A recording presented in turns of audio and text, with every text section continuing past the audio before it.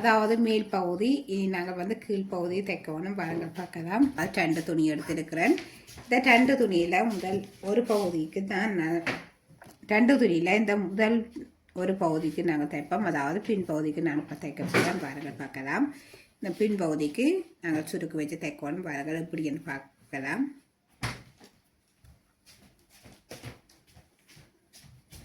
அதாவது இந்த பின்பகுதி இந்த நல்ல பகுதியையும் அதே நேரம் வந்து இந்த பாவாடை துணின்ற அதாவது இந்த கீழ்ப்பகுதி பின்பகுதின்ற இந்த பகுதியையும் இந்த சட்டைன்ற இந்த ரோப்பின்ற பின்பகுதின்ற ஒரு பகுதியை முன்பகுதியையும் அதே நேரம் வந்து இந்த ரோப்பின்ற கீழ்ப்பகுதின்ற ஒரு பகுதியையும் நாங்கள் இப்படி வைக்க வேணும். வச்சுட்டு இனி நாங்கள் தைக்கணும். பாருங்கள் பார்க்கலாம்.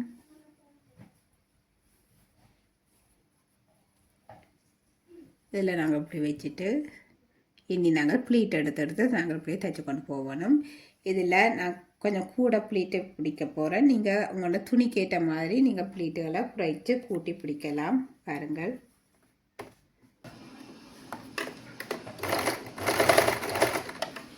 இதில் நாங்கள் கட்டு போட்டுட்டு நாங்கள் இனி தைப்போம். அதாவது இந்த சுருக்கு வந்து எல்லாமே ஈவனாக இருக்கணும். நாங்கள் அதை கவனிக்கணும். அதாவது நாங்கள் உள்ளுக்கு அதாவது உள்ளுக்கு ஈவனாக இருக்கணும். நாங்கள் உள்ளுக்கு தள்ளுற துணி வந்து கூடும் குறையும், அது பிரச்சனை இல்லை.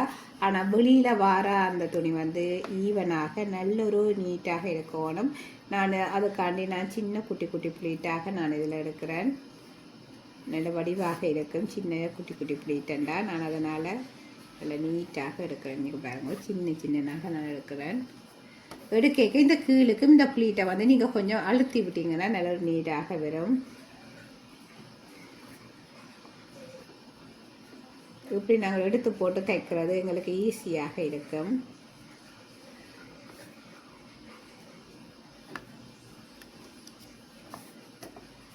இனி நாங்கள் வந்து இந்த மேல் சட்டை பகுதியை நான் வச்சு தைக்க போகிறேன்.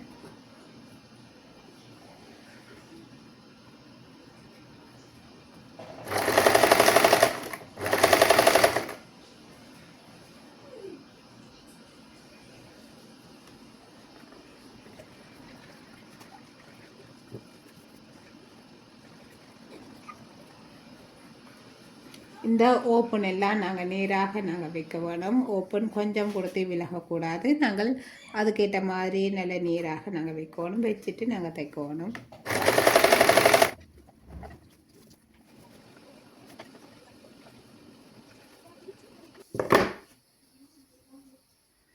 இப்போ பாருங்கோ, தைச்சா பிறகு இப்படித்தான் இருக்க போகுது. இந்த ஃப்ராக்கிண்ட பின் பகுதியை ஃப்ராக்கிண்ட. இனி வந்து முன்பகுதியை நாங்கள் தைப்போம். முன்பகுதியும் இதே மாதிரி தான். இப்படி நாங்கள் எடுத்து போட்டு இதில் வச்சுட்டு நாங்கள் இது தைக்கணும். அதாவது 1/2 இன்ச்சு நாங்கள் எடுத்து தைக்கணும். பாருங்கள். முதல்ல நான் கட்டு போட்டுட்டு இனி நான் ப்ளீட் எடுக்க போகிறேன். ப்ளீட் எடுக்க நாங்கள் இந்த மேல் துணியை இப்படி திருப்பி போட்டு நாங்கள் எடுக்க வேணும். அதாவது இந்த கீழே இருக்கிற இந்த ப்ளீட்டு வந்து நாங்கள் ஈவனாக ஒரே அளவில் இருக்க வேணும் ஃப்ரெண்ட்ஸ். அதை நீங்கள் கவனியுங்கள். அப்போ தான் எங்களுக்கு நல்ல ஒரு நீட்டாக இருக்கும். நாங்கள் தைக்கிற இந்த அதாவது ஃப்ராக் அண்டான அதே நேரம் பாவாடை சட்டைண்டான எதுவாக இருந்தாலும் நீங்கள் இந்த ப்ளீட்டுகளை சரியாக நீராக எடுங்கள். இப்போ பாருங்கள், நான் மேலுக்கும் எடுத்துட்டு கீழுக்கும் அழுத்துறேன் அதே அளவுக்கு. அப்படி நாங்கள் எடுத்து கொண்டு வரைக்க நல்ல ஒரு நீட்டாக நல்ல ஒரு அழகான எங்களுக்கு இந்த ஃப்ராக் ரெடியாகும்.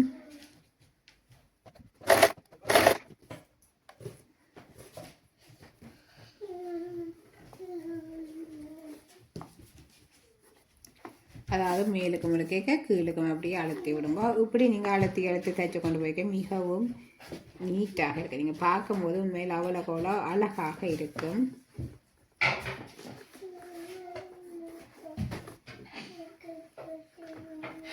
எடுங்க சொல்லி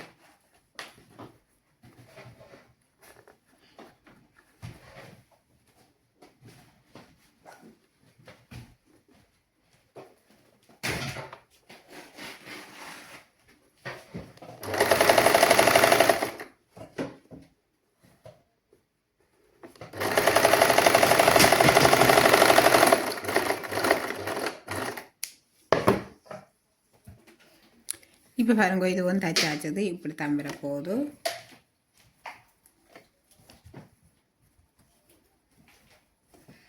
இப்படித்தான் முன்பகுதி வரப்போகுது. இப்போ பாருங்க ஈவனாக நான் எடுத்திருக்கிறேன்.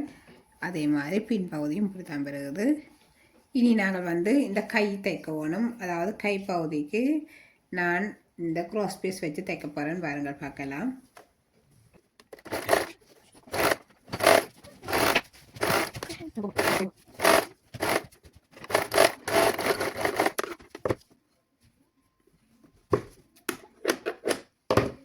இப்போ பாருங்க நாங்கள் இப்படி தைச்சிருக்கிறோம். நீ தைச்சதை இதுக்கு சின்னதாக நாங்கள் கட் பண்ணி போட்டு நாங்கள் திருப்பி தைக்கலாம். அப்போ தான் எங்களுக்கு நல்ல ஒரு நீட்டாக வரும். தைச்சு வரும் போல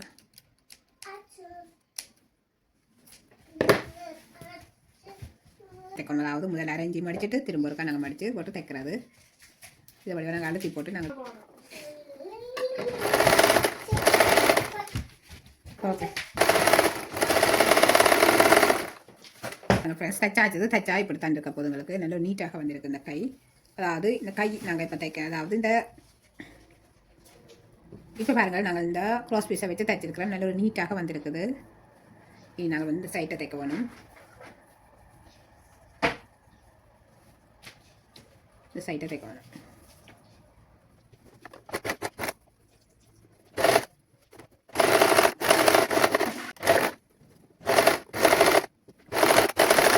பின்பகுதி இது ஓப்பன் இப்படி வரும்.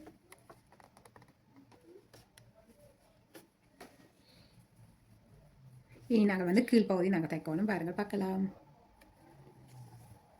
கீழ்ப்பகுதி அதாவது அரைஞ்சி முதல் மடித்து திரும்ப ஒரு அரைஞ்சி மடித்து தைக்க வேண்டியதான் பாருங்கள்.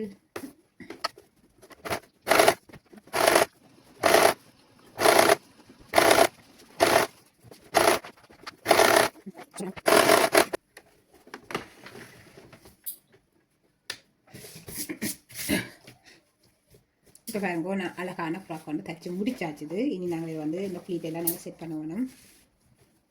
அதாவது இந்த ப்ளீட் இந்த நீருக்கே நாங்கள் வடிவாக நாங்கள் செட் பண்ண வேணும்.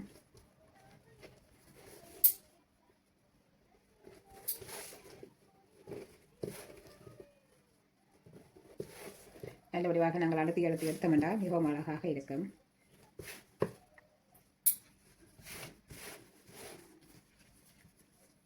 அழகான குட்டி ஃப்ராக்.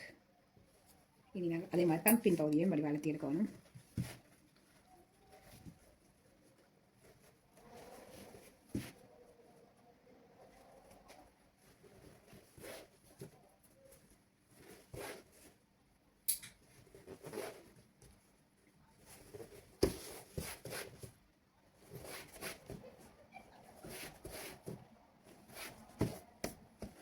நீங்கள் அயன் பண்ண விரும்புகிறாக்கள் அயன் பண்ணலாம். அதே நேரம் இப்படி அழுத்தி விடுறாக்களும் அழுத்தி விடலாம்.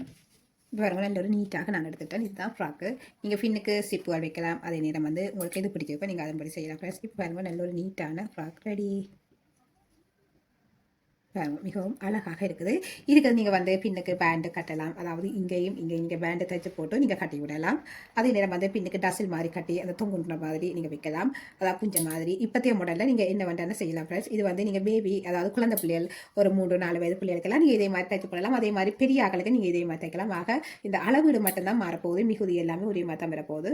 தொடர்ந்து பாருங்கள் ஃப்ரெண்ட்ஸ். இப்போ பாருங்கள் நல்ல நீட்டாக இருக்குது. நாங்கள் இது டெய்லரிங் காப்பியாக நாங்கள் ஃபிட் பண்ணணும். பாருங்கள் பார்க்கலாம்.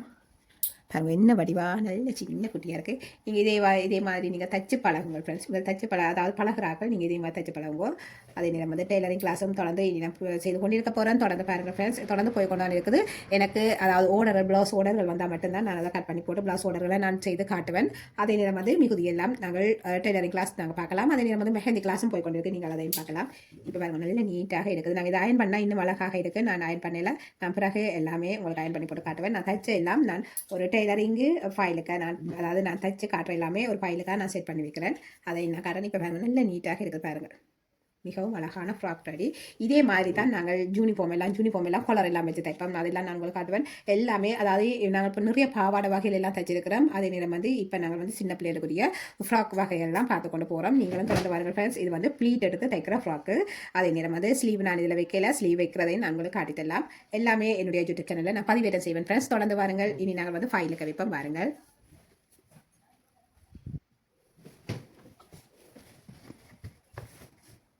அழகான சின்ன குட்டி சட்டை ரெடி. இனி நாங்கள் வந்து இதை ஃபைலுக்கு வைப்போம். இப்போ பாருங்க, நாங்கள் தைச்ச இவ்வளோ காலமும் நாங்கள் தைச்ச எங்கள்கிட்ட டெய்லரிங் ஃபைல் வந்து மிகவும் அழகாக நான் செட் பண்ணி வச்சுக்கிறேன். இதுக்கு கழுத்து வகையில் எல்லாமே கழுத்து வகையில் எல்லாமே நான் தைச்சிருக்கிறேன்.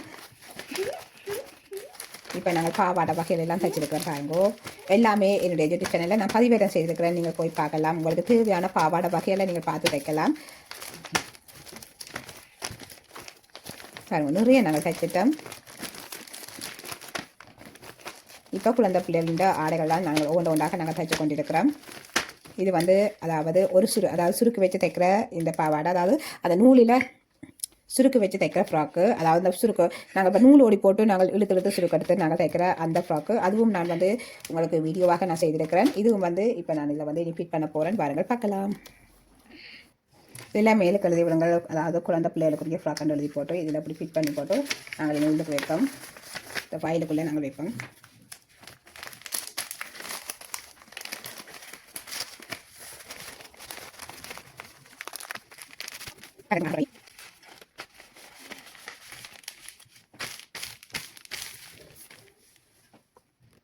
இதில் எழுதிவிடுங்க, குழந்தை பிள்ளைகளுக்குரிய ஃப்ராக்னு சொல்லி எழுதிவிடுங்க. அதே நேரம் வந்து பெரிய காலம், அதாவது இப்போத்தியா ரெண்டிங்கில் போகிற மாடலான ஒரு ஃப்ராக் தான் நான் தைச்சிருக்கிறேன். பின்னுக்கு நீங்கள் பெல்ட்டும் தைக்கலாம், அதே நேரம் வந்து மேலுக்கு டசில் நூலும் நீங்கள் தைக்கலாம். உங்களுக்கு விரும்பினா தைக்கலாம் ஃப்ரெண்ட்ஸ். அடுத்த வீடியோ தைக்கலாம், பின்னுக்கு பேண்டும் வச்சு நீங்கள் தைக்கலாம் ஃப்ரெண்ட்ஸ். அது மட்டும் இல்லை, இனி தொடர்ந்து இந்த டெய்லரிங் கிளாஸ் நான் செய்து கொண்டிருக்க போகிறேன். அதாவது குழந்தைகளுக்குரிய ஆடைகள் தான் நாங்கள் இப்போ பார்த்து கொண்டு போகிறோம். ஒவ்வொரு வகையான ஒவ்வொரு டிசைனான, அதாவது மாடலான எல்லா வகையான ஆடைகளையும் பார்ப்போம். அதே நேரம் வந்து அதுக்கு அடுத்ததாக நாங்கள் நைட்டி வகையில் தைக்கிறது பார்ப்போம். எல்லாமே நான் உங்களுக்கு என்னுடைய டெய்லரிங் கிளாஸில் உங்களுக்கு நான் சொல்லித்தரேன் ஃப்ரெண்ட்ஸ். தொடர்ந்து வாருங்கள். இது மட்டும் இல்ல, மெஹந்தி கிளாஸும் போய் கொண்டிருக்கிறது. தொடர்ந்து வாருங்கள் ஃப்ரெண்ட்ஸ். பெனசா சகரண்ட யூடியூப் சேனல் லைக் பண்ணி ஷேர் பண்ணி சப்ஸ்கிரைப் பண்ணி தொடர்ந்து வாருங்கள் ஃப்ரெண்ட்ஸ். தேங்க்யூ.